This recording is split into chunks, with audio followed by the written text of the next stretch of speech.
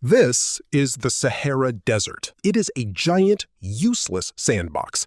It has too much sand, too much wind, and an offensive amount of sunlight. Now, look at humanity. We are addicted to electricity. We need power to charge our phones, run our server farms, and watch videos of cats falling off tables. So, some very smart people with very expensive degrees had an incredibly simple idea. Why don't we just cover the Sahara with solar panels? It is the perfect plan. The desert is empty, the sun is free. We could power the entire planet with just a fraction of the sand. It is clean, it is elegant, and it is a complete cosmic suicide note. To understand why this is a terrible idea, we have to talk about color. The Sahara is light-colored sand. It acts like a giant mirror.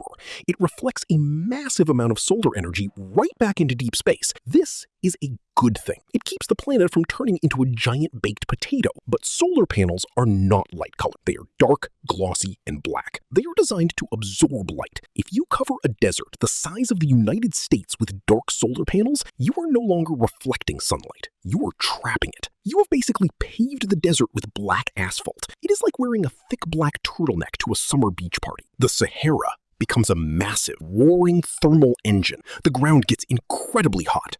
This giant patch of heat warms the air above it, forcing it to rise. This rising hot air disrupts the global wind highway. When you mess with the Sahara's wind, the planet's atmospheric circulation system gets confused. The rain patterns shift. Suddenly, the rain that usually falls on the Amazon rainforest decides to go somewhere else. The green lung of the earth turns into a dry, sad barbecue pit. Meanwhile, the Sahara gets wetter. Green grass starts growing in the sand. Which sounds nice, except the rest of the planet is now experiencing a chaotic climate meltdown. And then there is the technology itself. Solar panels are surprisingly temperamental. They love light, but they absolutely despise heat. As a solar panel gets hotter, its physical efficiency drops. It is like trying to run a marathon while wearing a winter coat. The hotter the Sahara gets from the dark panels, the less electricity those panels actually produce. To get the same amount of power, you have to build even more panels, which absorbs even more heat, which makes the panels even less efficient. It is a glorious loop of technological self-sabotage. But we did not stop there. Because the climate got so weird and the solar farms started melting, we had to build an automated planetary cooling network to manage the heat. We trusted an AI script to balance the global temperature,